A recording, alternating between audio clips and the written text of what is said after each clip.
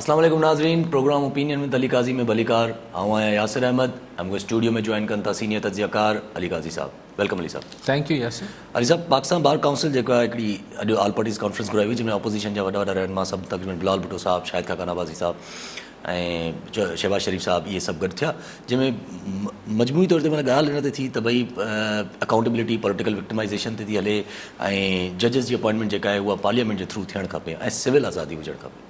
इहे टे ॻाल्हियूं। अच्छा, हाणे हीअ जेको पाकिस्तान बार काउंसिल हीअ जेके नुक़्ता उथारिया या जजिस जी अपॉइंटमेंट हिकिड़ो हमेशह हिकिड़ो डिस्कशन वारो मौज़ू रहियो आहे त केरु अपॉइंट करे जजिस खे, पर सिविल आज़ादी, जमहूरियत, पार्लियामेंट जी बालदस्ती इहो त असां जॾहिं खां होश संभालियो आहे, चाहे आमरीत हुजे चाहे जेको आहे उहो सिविल हुकूमत हुजे, इहे बहस त रहनि था। ज़ाहिर जॾहिं आमरीत हुजे थी त पोइ इहो बहस खां वधीक मुतालबो हुजे थो त सिविल राइट्स या सिविल हक़ बहाल कया वञनि, जमहूरी हक़ बहाल कया वञनि, पोइ मुतालबो हुजे थो पार्लियामेंट खे रिस्टोर कयो वञे, आइन खे बहाल कयो वञे। पर बदकिस्मती सां असांजे मुल्क में जॾहिं सिविल हुकूमतूं बि हुजनि थियूं, चूंडियल हुकूमतूं बि हुजनि थियूं, तॾहिं बि इहो बहस रहे थो त छा हिन सिविल दौर में बि केतिरा सिविल राइट्स आहिनि, केतिरा ह्यूमन राइट्स मिलनि था, इंसानी हक़नि जी केतिरी पामाली थिए पई या न पई थिए, जमहूरियत वाकई में पंहिंजी रूह में मौजूदु आहे या न आहे, या ख़ुदि जेको पार्लियामेंट जी बालदस्ती आहे उहो छा वाकई में पार्लियामेंट बालदस्त आहे या ज़ेर दस्त आहे। इहो हिकिड़ो वॾो सवाल ख़ुदि सिविल दौर में बि जॾहिं पार्लियामेंट्स ऑपरेट कनि थियूं तॾहिं बि इहो रहे थो।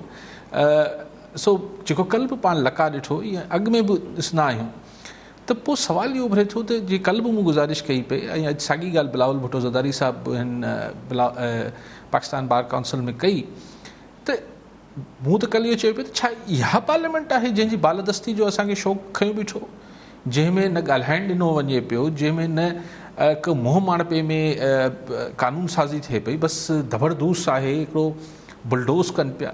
इहो माज़ी में बि थींदो रहियो आहे।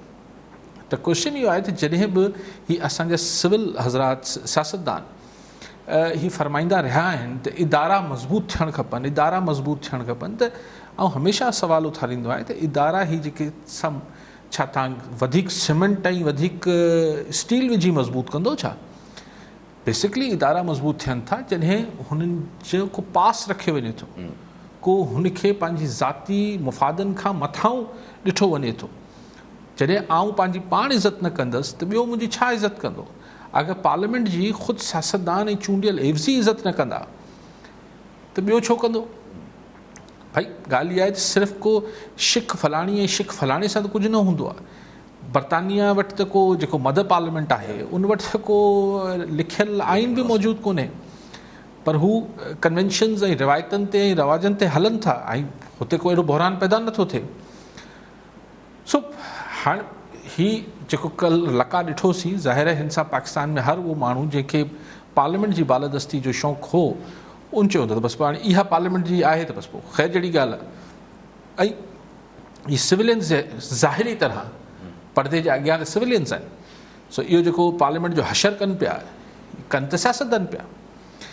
ऐं पर बहरहाल चऊं त हीअ बिलावल भुट्टो ज़रदारी साहिब जो चवणो त कल्ह जेको नंबर गेम थी उन में शायदि धांधली थी आहे। शायदि चवण जो चाहिनि पिया त कल्ह जेका ॻणप थी उन में हू जेके अणचूंडियल मुशीर ऐं एडवाइज़र हुआ स्पीकर साहिबु, उन्हनि जी बि ॻणप करे वरिती आहे।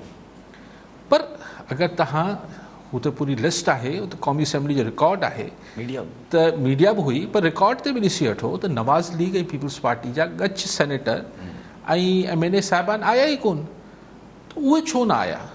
उनजो वरी ज़िक्र फ़िक्र खाइजी वियो आहे। जीअं सादिक संजरानी जे सेनेट वारी इलेक्शन में 16 सेनेटर फिरी विया त उहो कॾहिं को जांच ई न थी। हिन दफ़े वरी उहा ॻाल्हि गुम थी वई। ठीकु आहे, तव्हां हुकूमती दौर ते त छो छंडियो पिया, पर पंहिंजे रैंक एंड फाइल में पंहिंजी सिफ़नि में बि त ॾिसो न त कहिड़ा जेके आहिनि माण्हू चूंडियल तव्हांजा MNA या सेनेटर साहिबान आहिनि, हू माठ में लोटा थियनि पिया, बार लोटा थियनि था ऐं हुननि खे असांजी अपोज़िशन जमातूं कुझु चवनि कोन पियूं। हैरत जी ॻाल्हि इहा बि त आहे न। ठीकु आहे साहब, कॉलर सां गॾु डॉक्टर मंज़ूर अब्बासी लाड़काना मां। जी अब्बासी साहब, छा सवाल आहे, छा चवणु चाहींदा? काजी साहब सलाम वालेकुम। वालेकुम सलाम जी, सवाल सर कयो। आवाज़ तव्हांजी घटि पियो अचे। जी जी आवाज़ हा हाणे जी, सवाल कयो। जी जी साईं काजी साहब जा सवाल इहो आहे त पॉलिटिक्स ऐं मुल्क जा हालात, ख़ासि करे असांजे सिंध जा हालात, उहे त हर कंहिंखे ख़बर आहे छा थिए पियो, छा वहे वापरे पियो। काजी साहब खां हिकिड़ो पर्सनल बि थी सघे थो, नॉन पर्सनल बि सवाल थी सघे थो, हुनखे तव्हां चई सघो था त काजी साहब सियासत में अचण जे लाइ इलेक्शन में बि लड़ियो, गुज़िरियल इलेक्शन्स में तब्दीली जे उनवान हेठि। काजी साहब खां अर्ज़ु इहो आहे त पोइ भला सियासत तव्हां छो छॾी? हिकिड़ो ख़्यालु आहे, तव्हां ख़्याल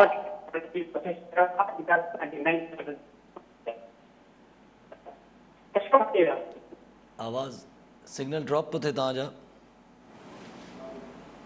हेलो जी जी जी साईं, मुंहिंजो सवाल इहो आहे काजी जी, साहब उहो खां ठीकु त आहे। में गुज़िरियल 3 सालनि खां अॻु में 3-4 साल अॻु में जी, सवाल ॿुधी वरितो तव्हांजो। वरिती हुई ऐं हाणे उनखे सियासत खे छॾे करे वरी जर्नलिज़म में अची विया आहिनि। सियासत में हिकिड़ो ख़्यालु आहे। ठीकु आहे, थैंक यू। डॉक्टर साहब, क्वेश्चन के इंडिविजुअल जो नथो हुजे, क्वेश्चन इहो हुजे थो त छा सोसाइटी कंहिं चेंज खे एक्सेप्ट करण लाइ तयारु आहे, ऐं सोसाइटी जेको आहे बाय एंड लार्ज इज्तमाही तरह उन चेंज में पंहिंजो किरदारु अदा करण लाइ तयारु आहे या न आहे। सवाल के इंडिविजुअल जो फ़र्द जो अॼु आऊं आहियां, सुभाणे तव्हां आहियो, परी केरु ॿियो आहे। क्वेश्चन इहो न आहे। क्वेश्चन इहो आहे त छाकाणि त अगरि को तब्दीली आहे for the people, it has to be by the people. न त पोइ को आमिर अची वञे थो ऐं ॾंडो खणी बीहे थो चए थो सभु कुझु चेंज कयो, ऐं हू पंहिंजे ताईं हिकिड़ो आमिर पंहिंजे हिसाब सां पंहिंजी सोच मूजिबि त तब्दीली आणे थो, सरेआम फाइयूं ॾिए थो, फटका हणे थो, हीअ करे थो, हू करे थो। सो चेंज त उहा बि हुजे थी, पर जेका चेंज या तब्दीली माण्हू चाहिनि था उहो सिर्फ़ु माण्हू आणे सघनि था। सो बहस इहा थियणु खपे कि फ़र्द बदिरां त छा असांजी सोसाइटी पॉलिटिकली एतिरी मोटिवेट थियल आहे, एतिरी मोबिलाइज़, पहिरीं मोटिवेट थियण जी ॻाल्हि आहे न, त ख़्वाहिश त पैदा थियल आहे। छा बहस इहो थियणु खपे त हू वाकई में को क्वालिटेटिव चेंज चाहे थी। सवाल अली काज़ी या XYZ जो न आहे। सवाल इहो आहे त छा समाज असांजो हिकिड़ी क्वालिटेटिव, हिकिड़ी मयारी तब्दीली लाइ पाण तयारु आहे। अगरि तयारु हूंदी त मतिलबु इहो थींदो त सोसाइटी में डिमांड मौजूदु आहे। अगरि डिमांड मौजूदु हूंदी त पोइ रसद त थींदी। इहो त कुदरत जो कानून आहे। सो ही असां ॾिठो भई, ॾिसो इमरान ख़ान तब्दीली जो नारो हणी प्राइम मिनिस्टर थियो आहे न, त हाणे हुनखे बहरहाल इहे त न आहे त हिकिड़ो वोट बि न मिलियो आहे। जी हा, बाक़ी जेका ॿिया लवाज़मात थिया हूंदा ख़ान साहिब खे प्राइम मिनिस्टर करण लाइ, उहो बि थिया हूंदा, पर बहरहाल हुनखे माण्हुनि वोट ॾिनो आहे, जेतिरो बि ॾिनो आहे। सो ही हाणे हू तब्दीली आणे सघे थो या नथो आणे सघे। सो बाय एंड लार्ज पाण पाकिस्तान में चई सघूं था त हिकिड़ी चेंज लाइ पाकिस्तान जे माण्हुनि हिकिड़ो मैंडेट ॾिनो, ज़ाहिरी तरह त ॾिनो न। पोइ हाणे हू कीअं थियो आहे, छा थियो आहे, उन बहस में नथा पऊं। ऐं हिन बहस में बि नथा पऊं त ख़ान साहिब जेको 2 साल, 2.25 साल थी विया आहिनि, उन में पाकिस्तान में कहिड़ी तब्दीली आई आहे सवाइ उहे ई ॻाल्हियूं करण जे। अॼु बि शायदि ख़ान साहिब चयो त मूंखे 1 साल त लॻी वियो मईशत खे सुधारण में, ऐं 1 साल लॻी वियो कोरोना जे चक्कर में। त हाणे जेको आहे न, बसि एजुकेशन ऐं ॿियनि मामलनि खे ठीकु कंदासीं। भई इमरान ख़ान साहिब खां पुछिजे त पोइ 1 साल जेको तव्हां मईशत खे सुधारण में लॻाया, त मईशत सुधरी वई छा सुधारा आया? 3 या 4 त तव्हां FBR जा चेयरमैन चेंज करे छॾिया, टैक्स नेट कोन वधियो, टैक्स नेट न वधियो, कुझु न थियो। छा मईशत कीअं सुधरी वई आहे? हीअ त कोरोना जे करे नुक़सान बि थियो, पर थोरो परॾेही जेके असांजा कर्ज़ हुआ उन्हनि खे जेको आहे डेफर्ड थियूं पेमेंट्स। त ॻाल्हि इहा आहे त हाणे तब्दीली आई या न आई, जेको ख़ान साहिब प्रॉमिस कई हुई, उहा जुदा बहस हुजे थी। अली साहब माना ईअं सम्झो ख़ान साहिब ॻाल्हियूं ॾाढी भलियूं कंदो आहे, ईअं चऊं हिकिड़े खे सम्झो। बाक़ी त हाणे अली साहब पर ऑपोज़िशन अॼु अगरि जेको बाक़ाइदा खुली करे तनक़ीद बि कनि पिया बिलावल साहब, शहबाज शरीफ़ साहब बि तनक़ीद कनि पिया, कहिड़े पर हाणे त छा मतिलबु छा सम्झिजे, कहिड़े जवाज़ जे तहत सम्झिजे? छो जो अगरि हीअ चवनि था असां सां धांधली थी आहे, रिकाउंटिंग न कराई वई आहे, ठीकु आहे मञोसि, पर गवर्नमेंट वटि त मेजॉरिटी हुई कोन, इहे त फैक्ट्स आहिनि न। मेजॉरिटी उन महल यानी गुज़िरियल जेॾी महिल बिल पेश थियो कानून मूजिबि ॾिसणो आहे त उन महल कंहिंजी मेजॉरिटी आहे। ईअं न आहे त उहे त अंग अखर सिधा आहिनि त ॿई पार्लियामेंट्स मिलाईंदासीं त 10 मेंबर अपोज़िशन जी पार्टियुनि जा वधीक आहिनि, लेकिन उन महल मौजूदु हुआ या न हुआ। ऐं जेको अगरि हाणे चवनि था त धांधली थी आहे, ॾिसो हिन में त को बैलेट बॉक्सिस ऐं हीअ खोलण जी ज़रूरत ई न आहे। सुभाणे को सहाफ़ी वञी बि अगरि लिस्ट वठे मस्ट्रोल जंहिंमें साइन थींदी आहे MNAs जी सेनेटर्स जी, उहो ॾिसी ॻिणी वठनि। मुंहिंजो ख़्यालु आहे त इहा धांधली न थी आहे।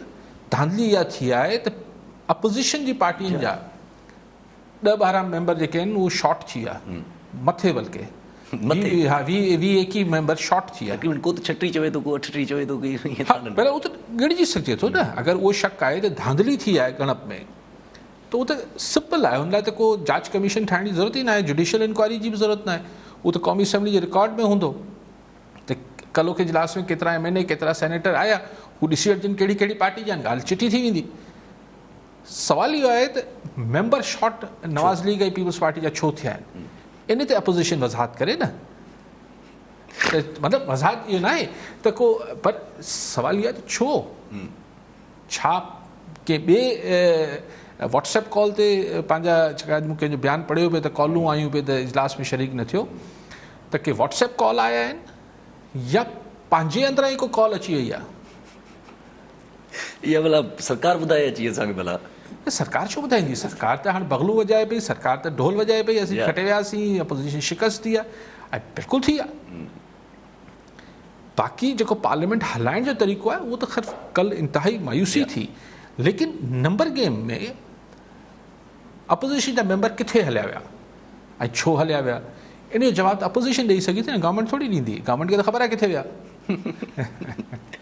ठीकु आहे सभु। शहबाज़ शरीफ़ चयो, शेख रशीद साहब थोरी देरि पहिरियों जेका प्रेस कॉन्फ्रेंस कया, शेख रशीद साहब जो चवणु त कल्ह मां बिलावल साहब ऐं शहबाज़ शरीफ़ साहब सां मिलिया, ॿई जेके आहिनि उहे ख़ुशबाश लॻा पिया आहिनि। NRO कल्ह असां दफ़न करे छॾियो, हाणे कोन मिलंदो। APC में कुझु न थींदो, चाहे मरियम नवाज़ शरीफ़ छो न अचे। ऐं हुन चयो त नवाज़ शरीफ़ जेको आहे जेल खां डॾे थो ऐं कंहिं इंतज़ार में वेठो आहे त किथां माफ़ी आहे NRO मिले। ॾिसो शेख रशीद साहब आहे जो कुझु बि चई सघे थो, छा चऊं लेकिन NRO कल्ह दफ़न थी वियो, मतिलबु छा, कहिड़ी गुफ़्तगू कनि पिया? अगरि अपोज़िशन जा MNA सेनेटर न फिरंदा त ॾिसूं था त कीअं बिल पास था करायूं। NRO दफ़न थी, इहा त इररेलेवेंट ॻाल्हि आहे मुंहिंजी नज़र में। शेख साहब अजाई ॻाल्हि पियो करे इहा ॻाल्हि। बाक़ी हू जेका अॻु थी करे पियो त APC जेका ऑल पार्टीज़ कॉन्फ्रेंस 20 सितंबर ते थियणी आहे, शायदि 20 सितंबर 22 सितंबर 20 सितंबर ते जेका मुख़ालिफ़ धुर जी गॾियल पार्टियुनि जो इजलास थियणो आहे, उहो नाकाम थी वेंदो, हुनमें भले मरियम नवाज़ बि अची वञे। इते इहो बहस तलब मौज़ू आहे त APC जी कामयाबी नाकामी जा पैमाना छा थींदा। ज़ाहिरी तरह को बि कोठायल इजलास अगरि हुन में जिन्हनि जिन्हनि खे तव्हां दावत ॾिनी आहे हू सभु शरीक थी वेठनि त ज़ाहिरी तरह हू पर्टिकुलर इवेंट, हिकिड़ो इवेंट त कामयाबु सॾिबो आहे। सो अगरि APC में शहबाज़ शरीफ़ बि अची वञे थो, मरियम नवाज़ बि अचे थी, बिलावल भुट्टो ज़रदारी बि अचे थो, मौलाना फज़ल रहमान बि अचे थो, महमूद अची गज़ई साहब बि अचे थो,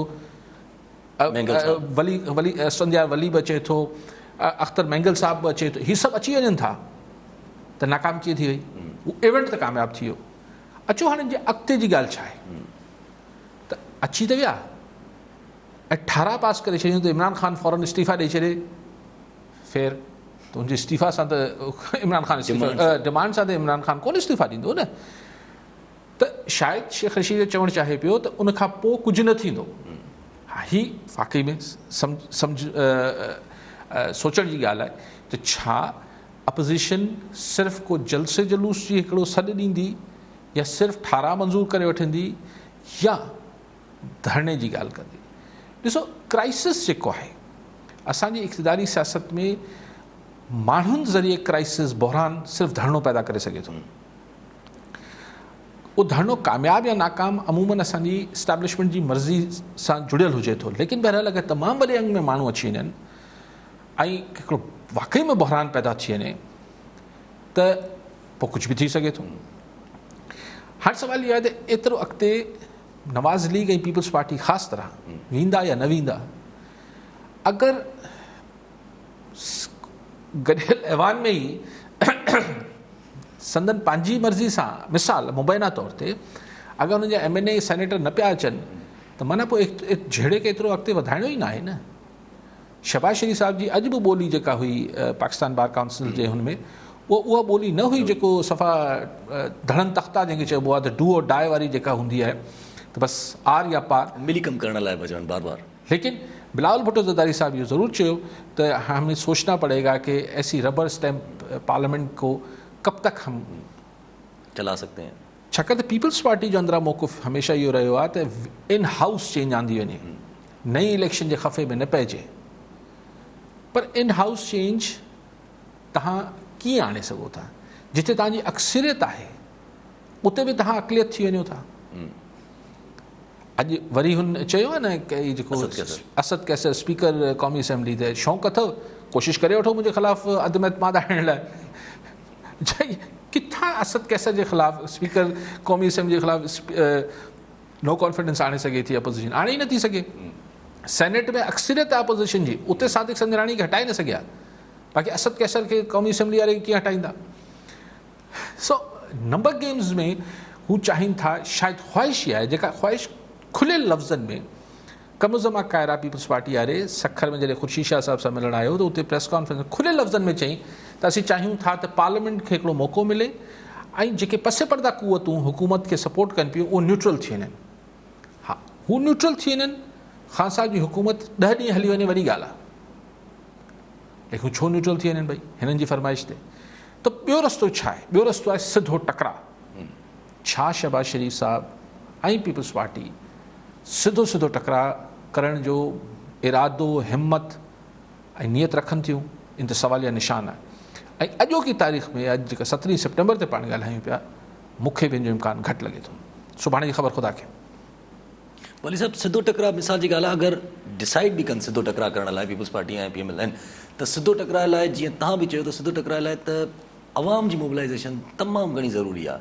अवाम हिननि खे पाण खे बि ख़बर आहे त असां वटि एतिरी अवाम हिन वक़्तु मौजूदु न आहे। ॾिसो, इस्लामाबाद माण्हू पहुचाइण जो कमु मौलाना फज़ल रहमान करे वठंदो, माण्हुनि जी गिणती कोन्हे। ऐं ईअं थोरा घणा त पीपल्स पार्टी ऐं नवाज़ लीग बि करे वठंदी, ॿियूं पार्टियूं बि आहिनि। गॾाए छॾे माण्हुनि जो अंग पूरो थी वेंदो, जेकर सिर पूरा थी वेंदा, सिर ॻिणी वठिजो, लख माण्हू थी वेंदो। नियत कनि, मथा पूरा हूंदा, छा चइबो आहे हेड काउंट जेको आहे उहो लख माण्हुनि जो पूरो थींदो आहे। लख माण्हू गंज आहे, मोर देन सफिशिएंट आहे।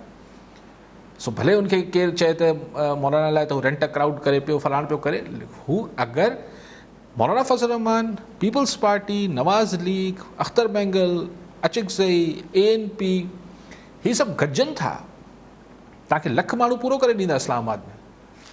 ठीकु आहे, पर हुन लाइ उहो मतिलबु हूंदो सिधो टकराउ। हा, ठीकु आहे। अली साहब, शेख रशीद जी तव्हां वारी ॻाल्हि, शेख रशीद बि ईअं ई चवणु पियो त माना हिननि जा 35-38 मेंबर अपोज़िशन हुन में खुटियल हुया पंहिंजो गॾियल पार्लियामेंट में, त तव्हांजा 35-38 मेंबर खुटियल आहिनि, तव्हां एॾा ॾिठा थिया आहियो या एॾी तव्हां सां तादी थी आहे, माना ईअं सम्झो। हुन चयो त ईअं चयो त इनके साथ रगड़ा हुआ आहे त जेके बिल चई न मंज़ूर करण जहिड़ा हुया उहे बि गवर्नमेंट जेका आहे मंज़ूर कराए वई आहे। ज़ाहिर आहे, जॾहिं तव्हां वीक हुजो था ऐं तव्हांजा मॉरली, कल्ह मूंखे अपोज़िशन जेका आहे उहो मतिलबु इहो त थोरो माण्हुनि जे अंदरां ई बसि साह निकितल हुजे थो, अलाए छा थियो। अगरि माण्हू घटि बि आया त बि 190 माण्हू वेठा, साम्हूं 200 हुआ, कोई एतिरो फ़र्क़ु घणो थोरी, पर घोड़ घमसान त सवायो करे वेठो आहे। घोड़ घमसान न कयूं, को एॾो मतिलबु कल्ह लॻो त सफ़ा अलाए मतिलबु ईअं माण्हू थोरो बेदिली सां का शइ करे रहियो हुजे। अपोज़िशन कल्ह मज़ो कोन कयो, न त घटि में घटि मच्छी मार्केट त ठाही न, जेको हिकिड़ो मशहूरु ॻाल्हि थींदी आहे त पार्लियामेंट मच्छी मार्केट बन गई, मच्छी मार्केट बि कोन कयूं, बसि वॉकआउट करे हलिया विया। सो मूंखे उन मां लॻो त जॾहिं हिते ई न पिया कनि, क़ौमी असेंबली में ई मतिलबु ऐवान जे अंदरि ई कुझु न पिया कनि, त रोडनि ते छा कंदा? जी, इहा ई ॻाल्हि, इहो ई सुवालु अचे थो पियो।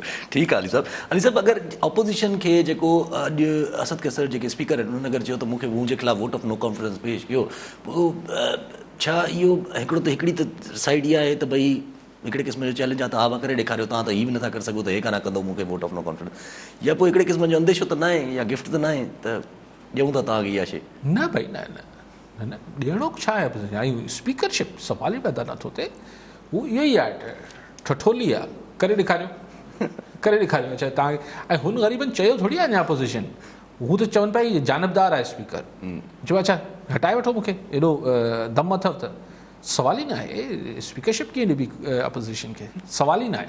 ऐं दुनिया में बि ईअं न थींदो आहे, दुनिया में बि रूलिंग पार्टी जो ई स्पीकर या हू सॾिबो आहे, कस्टोडियन हूंदो आहे हाउस जो।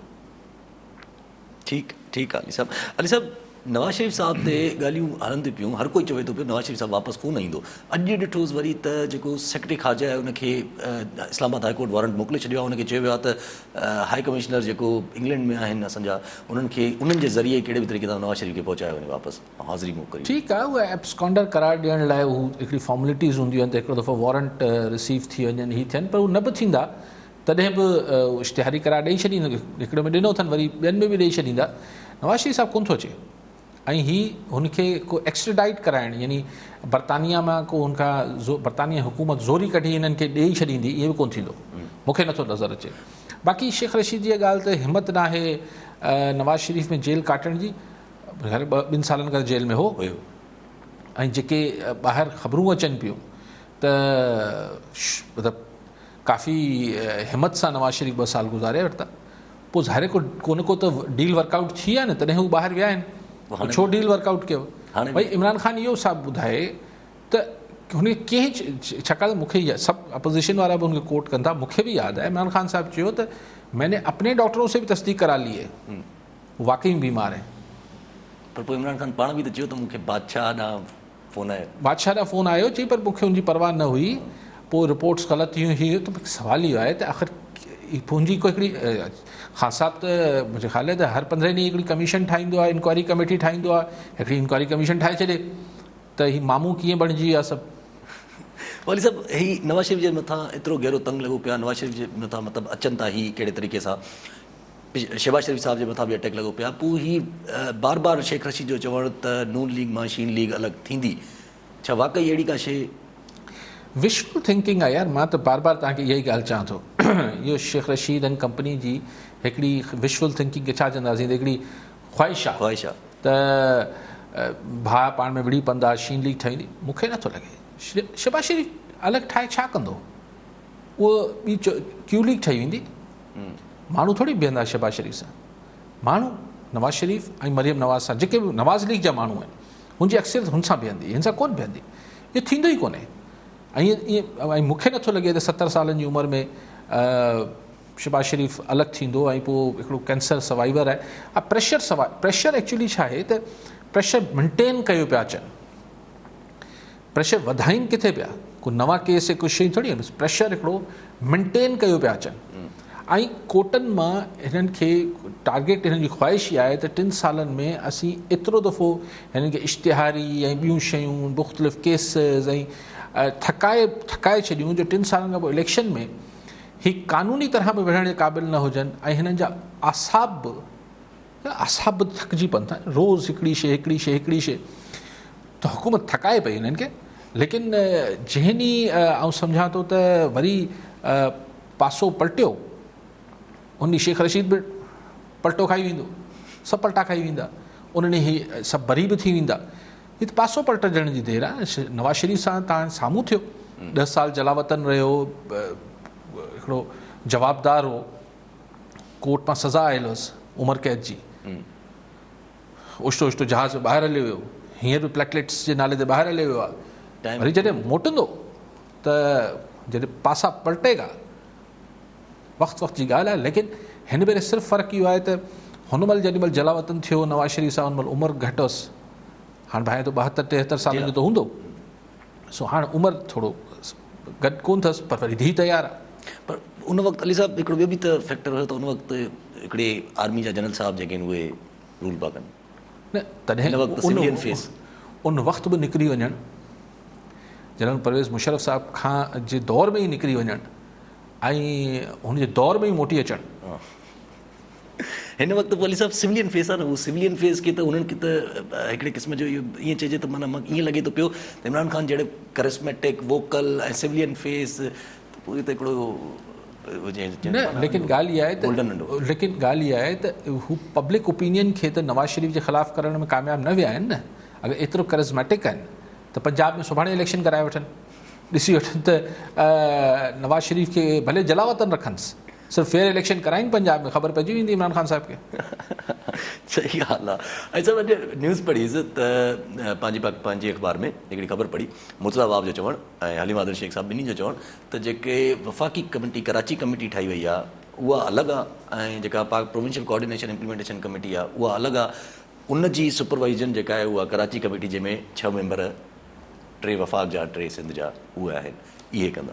इहो न, हिकिड़ो त सम्झ नथो अचे त ॿिन्ही कमेटियुनि जा नाला त कराची कमेटी न आहिनि, सिंध कमेटी आहिनि। हीअ जेका इम्प्लीमेंटेशन कमेटी आहे, मूं तव्हांखे जॾहिं ठही तॾहिं बि चयो त भले नालो हिन जो कराची सिंध रखनि, पर आहे असल में कराची। हाणे तव्हां ॾिसो त जेके नोटिफाई थिया आहिनि मेंबर्स, ठीकु आहे, इन में चलो CM साहिब त सॼे सिंध जो CM आहे, मिनिस्टर साहिबान बि, पर ॻाल्हि इहा आहे त जेके भाई कमिश्नर लाड़काणे खे बि शामिल करना न। अगर सिंध कमेटी है, कमिश्नर सखर के भी शामिल करना, कमिश्नर हैदराबाद के भी शामिल करना। सो सिंध कमेटी ना है, दरअसल आहे कराची कमेटी जंहिंमें मुबैना तौर ते जेके 1100 अरब रुपया जेके आहिनि मुबैना तौर ते जेके अलाए कॾहिं ईंदा या न ईंदा उहो ख़र्च थियणा आहिनि। सो ही कमेटी खेॾनि पिया, इहो मिड़ई डाइल्यूट थिए पियो। ठीकु आहे सभु कॉलर सां गॾु। अब्दुल गफ़ार शहर ठरी मीर मामा जी, शहर साहब छा चवणु चाहींदा? जी सां वॾो इशू थो हले मुहाजिर सूबे जे हवाले खां। हेलो जी जी जी जी सवाल कयो। अर्ज़ हुयो त मुहाजिर सूबो जे कॾहिं MKM वारा ॿाहिरि या PTI वारा नस्ल परस्ती वारी जेका बाहि पकड़े ऐं या कोशिशि कनि था पिया त जेकॾहिं कराची सूबो मञियो बि था त ठही बि वञे, नालो हुनजो मुहाजिर रखनि था, त जेके अंदरून सिंध में मुहाजिर आहिनि छा उहे उॾे लटपड़ाण करे कराची विहारिया वेंदा? सही ॻाल्हि अला न करे, ईअं तव्हां अजीब ॻाल्हि शहर साहिबु कयो पिया। हिकिड़ो त हू को ॻाल्हि आहे त को मुल्क त नथो ठहे ऐं को लटपलाण ई सभु शयूं अला न करे। उहे असांजा ॿाहिरि आहिनि जेके हैदराबाद में या सखर में या मीपू ख़ास या नवाज़ जिथे बि को बि रहे पियो, असीं हुननि जा ॿाहिरि आहियूं, उहे असांजा हिकिड़े सिंध जा रहंदड़ माण्हू आहियूं। ही तासुब जी ॻाल्हि त ही MKM वारा कनि, तव्हां छो था कयो शहर साहिबु? ही अगरि इहा PTI चई थी, ख़ैर PTI जो मौक़ुफ़ न आहे त कराची सूबो थिए, पर इहो एतिरो अहिड़ी सोच ते डिस्कस करण बि ग़लति आहे, हीअ त फिज़ूल ॻाल्हि आहे। ऐं बाक़ी हाणे हिकिड़े विच में को कॉन्ट्रोवर्सी हली पई, उनखां माफ़ी वठी छॾी, अलाए केरु कॉलमिस्ट हो त तारीख़ी तरह मतिलबु। सो इहा ख़ैर आउं बहस में नथो पवणु चाहे, मुख़्तसर इहे त न तासुब जी ॻाल्हि खे पाण खे करणु खपे ऐं न ऐं जेको तासुब जी ॻाल्हि करे थो माण्हुनि जी मज़म्मती करे सघे थो। ठीकु आहे साहब। कॉलर सां गॾु गुलाम हुसैन मल्ला बदीन मां जी, मल्ला साहब छा चवणु चाहींदा? साईं असांजो अर्ज़ु इहो आहे त असांजी यूसी अदला छा सॼी सुमनालियनि ताईं में ॿुधी वई आहे त असांजा MP ऐं MLA जा DP साहिबान असां चालू करे करे थकिजी पिया आहियूं, माण्हू वीचारा ग़रीब परेशान, मिर्च फसल असांजी बिल्कुलु तबाही आहे। ऐं वज़ीर आला साहिबु आयो तो हेलीकॉप्टर ते दौरो करे ऐं हलियो वियो को। ठीकु जी मल्ला साहब, तमामु घणी तबाही आई आहे, सॼो फोकस कराची ते रखियो वेठा आहिनि सभई, पर कराची बि ज़रूरु फोकस में रहणु खपे, गुजर नालो बि ज़रूरु फोकस में रहणु खपे, पर सिम नाला बि फोकस में अचणु खपनि। ऐं वफ़ाक़ी सरकार त ईअं जेको आहे हू पुट मतिलबु माठ थी वई आहे, ॼण हुनजो कुझु वञे ई न त हाणे त एतिरो गोड़ थी वियो, एतिरी ॻाल्हियूं थी वयूं। CM साहिबु बहरहाल आयो, हाणे हुतां ज़ाहिर जेको बि हुनखे इंस्ट्रक्शन्स ॾियणियूं हूंदियूं, बेसिकली त ही लोकल एडमिनिस्ट्रेशन जा कम आहिनि जेके हुननि खे करणु खपनि। ऐं लेकिन इहा त बहरहाल वॾी तबाही आई आहे, वॾी तबाही आई आहे, वॾो नुक़सानु थियो आहे माण्हुनि जो। कल्ह हिकिड़े साहिबु शायदि टंडलियार महिल कंहिं मेमण साहिबु कॉल कई, मूंखे यादि आहे, भला हिन मौक़े ते शुगर मिलनि खां ई अगरि उहे जेके 22 रुपया आहिनि उहो वठी आबादगारनि खे जेको डिफरेंस आहे उहो ॾिजे त कुझु हुननि जी दादरसी थींदी। ऐं वॾो नुक़सानु थियो आहे।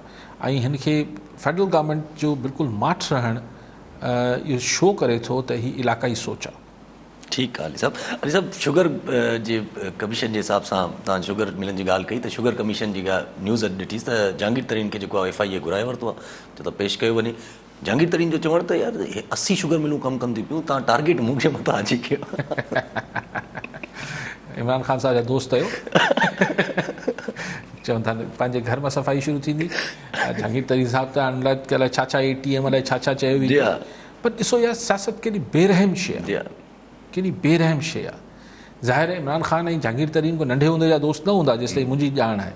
उहे सियासी सफ़र में गॾु थिया ऐं माली तरह हर लिहाज़ खां जहांगीर तरीन आउट ऑफ द वे वञी इमरान ख़ान ऐं PTI खे सपोर्ट कयो। अॼु पासीरो थियो उहो त ठीकु आहे, लेकिन टारगेट थिए पियो। माना छा इहो सम्झिजे त ही इमरान ख़ान साहिबु करे पियो, या हुनजी मर्ज़ी सां थिए पियो, या हू बेवस आहे। इहो मतिलबु हिन में को न हिकिड़ी वाकई में मतिलबु मूंखे इहो थोरो हज़म न पियो थिए। हिकिड़े माण्हू तव्हांजे लाइ एतिरो कुझु कयो ऐं पोइ तव्हांखे को ईअं थोरी त हुन तव्हांखे को थ्रेट ॾिनो आहे। थींदो आहे पोइ इक़्तिदारी सियासत में तव्हां केतिरा ई पुराणा दोस्त हुजो, पर अगरि मां टप थियणु शुरू थिए त पोइ ज़ाहिर आहे जेको मुखालफ़त शुरू थी वञे थी। लेकिन एतिरो अॻिते वधी जॾहिं की हू तव्हांखे को थ्रेट बि न पियो करे जहांगीर तरीन, हुनखे टारगेट कयो पियो वञे। हैरत जी ॻाल्हि आहे, वॾी बेरहम शइ आहे सियासत जेका आहे। ऐं ख़ैर मिटनि माइटनि में बि थिए थो, इंसान आहिनि, लालच अजीब शइ आहे। लेकिन अॼु वरी हुनखे बि कयो अथनि जेको ॿियो ATM हो, छा नालो हुउसि, अलीम ख़ान। उस्मान बोज़दार ते बि नायब एक्टिव थियल आहे। पोइ अलाए सभु ॾेखा आहे त भई अगरि असीं अपोज़िशन खे कयूं पिया त हिननि खे बि न पिया छॾियूं, या ही इमरान ख़ान साहिब जी मर्ज़ी खां सवा शयूं थियनि पियूं। अली साहब इनखे ईअं नथा सम्झ सघूं, जहांगीर तरीन साहब वॾो मेन माण्हू हुया पंजाब में गवर्नमेंट खे गॾु करण लाइ। छा जहांगीर तरीन साहब खे ही इन जे करे थोरो सोड़ो रखियो थो वञे त जीअं छो पंजाब गवर्नमेंट ते बार बार एतिराज़ उथरनि था पिया त पंजाब गवर्नमेंट सही कमु नथी करे, पंजाब गवर्नमेंट सही कमु नथी करे PTI जी? या त बोज़दार साहब जे ख़िलाफ़ु जहांगीर तरीन त हो ई कोन। हीअ त हुननि जेके W ठहियल आहिनि, ही एंटी त न हो जो हुनखे इन करे सोड़ो कयो वेंदो हुजे। ऐं जहांगीर तरीन साहब को मेन माण्हू साम्हूं फेसिस हूंदा आहिनि, पोयां फोर्सिस हुजनि थियूं जेके कठो करे ॾियनि थियूं, पर ज़ाहिर आहे उहो हिकिड़े ड्राइंग रूम त खपंदो आहे न की सियासतदान जो जिथे कठा कबा आहिनि माण्हू। सो जहांगीर लेकिन मतिलबु मूंखे सम्झ नथो अचे त अगरि PTI हुकूमत हली वई त पोइ बचंदो छा? PTI में छा बचंदो? ठीकु आहे अली साहब BRT पिशावर महीनो पहिरियों ठही हुई, अॼु हुनखे वरी बंदि करे छॾियऊं। इहो सम्झ में ॻाल्हि न आई, हेॾी इंतज़ार खां पोइ खोलियऊं, वरी महीने खां बंदि करे छॾियऊं। 5 गाॾियूं चवनि था हुननि जेके बाहि लॻी वई आहे हुनजे करे तकनीकी बसनि में। त हाणे ॻाल्हि इहा आहे त हिते त को बि शायदि इंक्वायरी थिए न थिए त भई कहिड़ी नाक़िस बसूं तव्हां किथां वरितियूं। ऐं ज़ाहिर जंहिंखां 5 सड़ियूं आहिनि त बाक़ियूं बि अहिड़ियूं हूंदियूं, मैन्युफैक्चरिंग फॉल्ट हूंदो जंहिं बि कंपनी खां वरितियूं आहिनि, त अलाए छा हुन में कंहिंजो किकबैक्स हूंदा, छा हूंदा। सो BRT त इमरान ख़ान लाइ हिकिड़ी चिड़ थी वई आहे। हिकिड़ो मेन प्रोजेक्ट आहे जेको एसोसिएटेड PTI सां गॾु आहे अली साहब, हिकिड़ो इहो वाहिद प्रोजेक्ट आहिनि जेको PTI सां एसोसिएट कंदा आहिनि हमेशह पिया, उन में इहे महीने खां पोइ तव्हां बंदि था करे छॾियो। ऐं हुन ते ठठोलियूं करे हिते जंगला बस आहे जेको लाहौर वारी, उहा त हले पई जंगला बस, हिननि जी BRT जेका आहे उहो नथी हले। सो एक्चुअली ख़ान साहिब सां बहरहाल हिकिड़ी पंहिंजो स्टाइल आहे हुननि जो पॉलिटिक्स करण जो ऐं एडमिनिस्ट्रेशन जो, लेकिन BRT बहरहाल हिकिड़ी ठठोली ज़रूरु ठही वई आहे। ठीकु आहे अली साहब असां वटि अॼु न्यूज़ पढ़ी हिकिड़ी पंहिंजे अख़बार में त जेके कॉलेजिस आहिनि ऐं यूनिवर्सिटीज़ आहिनि उन्हनि 20% फीस घटि कोन कई, जेका सिंध सरकार चयो त 20% फीस घटाईंदासीं असां। सही हाणे ॾिसो न, अदालत सगोरी आहे, हाणे ॾिसूं चई त कंटेम्प्ट आहे, जेका अदालत जो हुकुम हो। ऐं पर जेके असांजी प्राइवेट इंस्टीट्यूशन्स आहिनि, एजुकेशन इंस्टीट्यूशन, स्कूल हुजनि, कॉलेजिस हुजनि, यूनिस हुजनि, उहो त उन्हनि जे साम्हूं सरकार बिल्कुलु बेवस आहे। अॼु ताईं बि तव्हां मूंखे ॿुधायो त हू सिंध में जेको हिकिड़ो हो त भई हिननि कैम्ब्रिज स्कूल्स में हिननि में सिंधी पढ़ाई वञे, उहो अॼु ताईं थिए थो, न कराए सघिया न अमल दरामद। कई एजुकेशन वज़ीर आया, हुकूमतूं आयूं, नथा करे सघनि, छाकाणि त जेके ही स्कूल्स आहिनि हिन जा पंहिंजा कनेक्शन्स आहिनि, पंहिंजी PR आहे, त सिंधी नथा पढ़ाइनि। ऐं मूंखे हमेशह इहो थिए थो त ही जेके बहरहाल O लेवल E लेवल ॿार जेके कैम्ब्रिज सां पढ़नि पिया, बहरहाल हिकिड़ी हिननि खे घटि में घटि हिकिड़ी बेसिक सलीस सिंधी त अचणु खपे, नथा कराइनि, नथा थियणु ॾियनि। ऐं सिंध हुकूमतुनि जे साम्हूं कुझु करण लाइ क़ाबिल नथी हुजे। हाणे जेको वन सिलेबस आणीनि पिया, हिकिड़ो ई निसाब सॼे मुल्क में, इन ते बि सुवाल इहो उभिरे थो त भई सिंध में तव्हां सिंधी न पढ़ाईंदव छा? पंजाब में अगरि पंजाबी न पढ़नि, उन ते बि ॻाल्हियूं हलनि थी पियूं, हिकिड़ो करिकुलम जेको हिकिड़ो करिकुलम जी ॻाल्हि थिए पई, त पोइ हुनमें अगरि हिकिड़ो निसाब आहे त सिंध में त सिंधी पढ़ाइण, ॻच जॻहियुनि ते सरकारी स्कूलनि में त पढ़ाई वञे थी, प्राइवेट में पढ़ाई नथी वञे। ऐं सिंध सरकार हुन फ़ैसिले खे, एजुकेशन मिनिस्टर्स अचनि था, वरी वरी दावाऊं कनि था, हा मञनि था, ख़ैर सही त अमल त नथो थिए, हुनजे साम्हूं बेवस थी वञनि था। अली साहब, हिननि जा ई त पोइ पंहिंजा ॿार बि त अहिड़नि इंस्टीट्यूट्स में पढ़नि था पिया। एक्ज़ैक्टली, मतिलबु पढ़नि था, पोइ हू हुननि खे शायदि एतिराज़ु न आहे त उन्हनि जे ॿारनि खे सिंधी भले न अचे। मूंखे बहरहाल इहे हमेशह, अॼु खां न, मां 20 सालनि खां इहे रड़ियूं कयां थो त भई हिननि स्कूल्स में बहरहाल सुभाणे हिननि मां इलीट निकिरे थी न, सची ॻाल्हि आहे त हिननि स्कूल्स मां ई जेको ॿारु निकिरे थो, पोइ ग़ैर मामूली ॿार त ख़ैर उन पीले स्कूलनि मां बि मथे अची वञनि था, पर बहरहाल हिननि स्टैंडर्ड हिते हिननि ॿारनि खे सुभाणे ब्यूरोक्रेसी में वञणा आहिनि, ॿिनि जाइनि सिंधी अचणु त खपे। ठीकु आहे अली साहब, वरी महिरबानी अली साहब। नाज़रीन, अॼु जे प्रोग्राम जो वक़्तु पूरो थियो, वरी सुभाणे मिलंदासीं। दुआनि में यादि।